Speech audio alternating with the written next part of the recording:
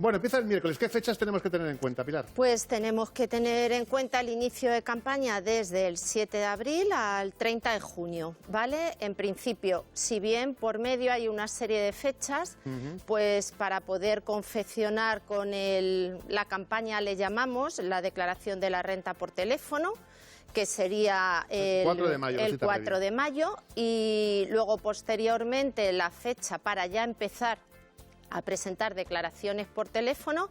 El 2 de junio se podría empezar a pedir cita para ya hacer las declaraciones presenciales en las oficinas de la agencia tributaria, si la situación por la pandemia lo permite. Y luego, si vamos a domiciliar la declaración de la renta, tendríamos de plazo hasta el 25 de junio y si no domiciliamos y pagamos directamente en banco y demás, hasta el 30 de junio. Perfecto. ¿Vale? Es que es muy importante que tengan en cuenta todas estas fechas, que luego se nos pasa el plazo. ¿Y qué pasa si no se nos pasa el plazo? Me imagino que nos tener un recargo. Efectivamente, vienen los recargos de hasta 3 meses o posterior a 3 meses del plazo del 5%, hasta 6 meses del 10%, 9 del 15% y el 20%. Bueno, ¿quiénes están obligados a hacer la declaración, Pilar? Vale, pues este año se complica un poco el tema por todas las prestaciones que ha habido, pero en principio, y como el año anterior, están obligados a presentar la renta quien tenga solo un pagador con ingresos superiores a 22.000 euros. Eso sería el caso general.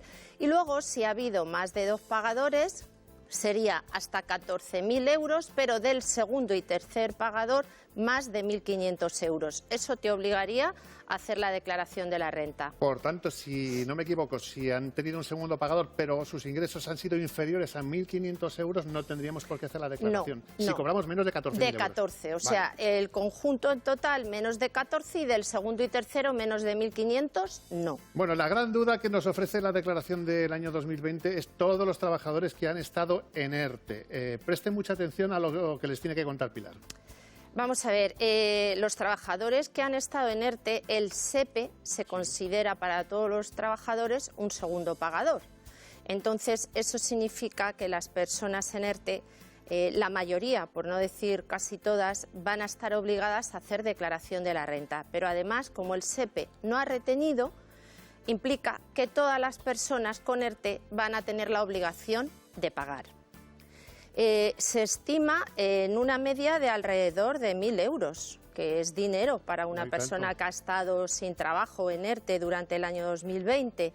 Entonces, ¿qué tiene previsto Hacienda en los próximos días? Tiene previsto publicar una orden ministerial por la que va a facilitar a las personas que han cobrado ERTE en 2020 poder fraccionar en 6 meses. Bueno, eso está muy bien, porque habitualmente sí dejan fraccionar en 2 veces. En 2 plazos, que uno es hasta el 30 de junio y el otro el 5 de noviembre. O sea, que todos los trabajadores, esto es también muy importante, todos los trabajadores que hayan estado o estén en ERTE y tengan que hacer la declaración, pueden hacer esa solicitud a través de la agencia tributaria, entiendo. Sí, pero se tiene que publicar previamente una orden ministerial. Sería fraccionar en 6 meses, desde junio hasta diciembre y sin intereses. Perfecto. ¿Vale? Oye, ¿y los que hayan tenido ingresos mínimos vitales también tienen que hacer la declaración, Pilar? Pues es que mira, es súper curioso y tengo la sensación que la agencia tributaria todavía no tiene controlado cómo va a hacer esto. ¿Por qué? Porque ha advertido que en los próximos días quienes hayan cobrado el ingreso mínimo vital van a recibir unas cartas. Según aparece, incluso ya en la página web de Hacienda, quienes hayan percibido el ingreso mínimo vital están obligados sí o sí a presentar la renta aunque salga a cero. Es decir, mira, cuando se publicó todo lo relacionado con el ingreso mínimo vital ya se dejó advertido que estaba exento de tributar en renta, pero aun estando exento de tributar en renta existe obligación de hacerla. ¿Por qué? Porque los ingresos mínimos vitales se pagan a las familias en función de hijos y demás. Entonces, Hacienda, para llevar cierto control, obliga a los contribuyentes que lo han percibido a presentar declaración. Pues ya lo han escuchado, si han tenido ese ingreso mínimo vital, sí o sí tiene que hacer la declaración de la renta. Más supuestos que suceden y están pasando que las mujeres embarazadas o que han sido madres estando en ERTE, ¿se les puede aplicar la deducción por maternidad? Pues no.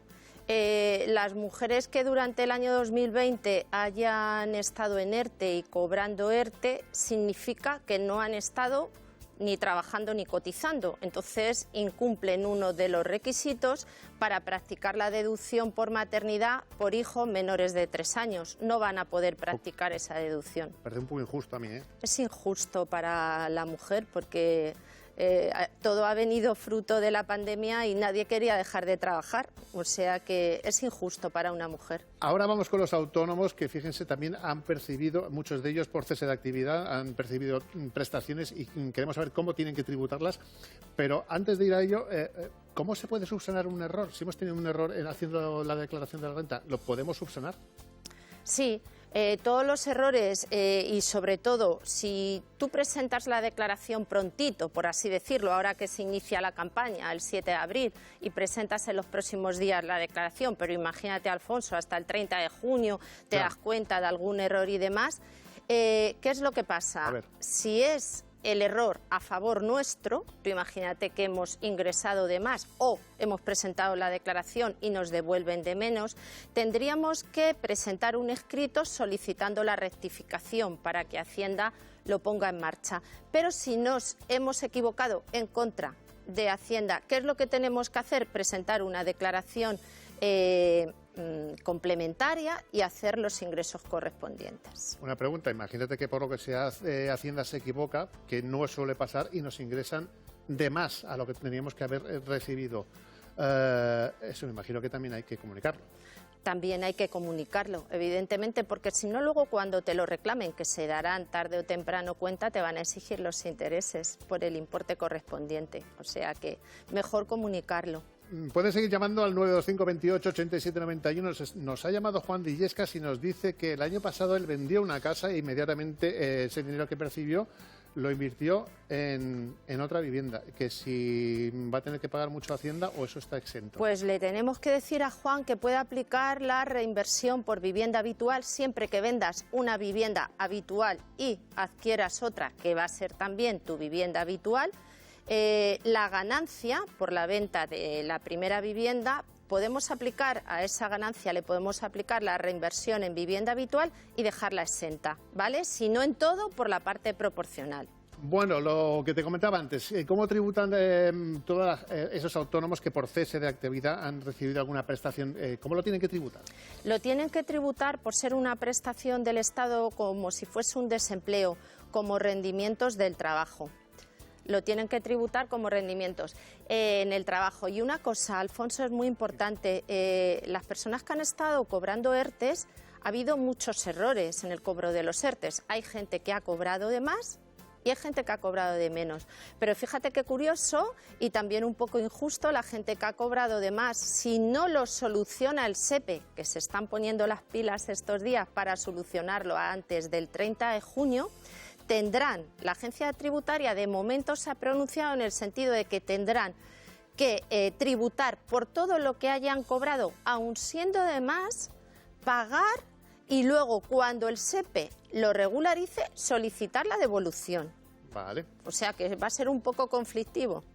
Por cierto, esto es muy importante. Si hemos tenido algún familiar fallecido el año pasado, ¿los herederos de ese familiar tienen que hacer la declaración de esa persona? Sí, efectivamente, tienen que hacer la declaración, solo que la fecha de devengo pasa de ser el 31 de diciembre, como es el carácter general, a la fecha de fallecimiento de esa persona. Entonces, los herederos están obligados a presentar la declaración por su padre, por su familiar, por quien fuera, y tener en cuenta que a veces tardan esas devoluciones, se han salido a devolver la declaración, y es porque quizá Hacienda necesite ciertos documentos para hacer comprobaciones, como certificados de defunción o demás, que no lo requerirán por escrito. Madre mía, se nos quedan muchas cosas. Yo creo que tenemos de plazo hasta el 30 de junio para seguir contando asuntos importantes con respecto a la declaración, Pilar. Queda mucho muchas todavía. Cosas. Tenemos que hablar más. Y si alguna de esas dudas se le ha quedado a usted, no se preocupe, que Pilar Alía volverá con nosotros. Ha sido un placer. Pilar Alía, Abaco Consultores. Muchas gracias, Alfonso.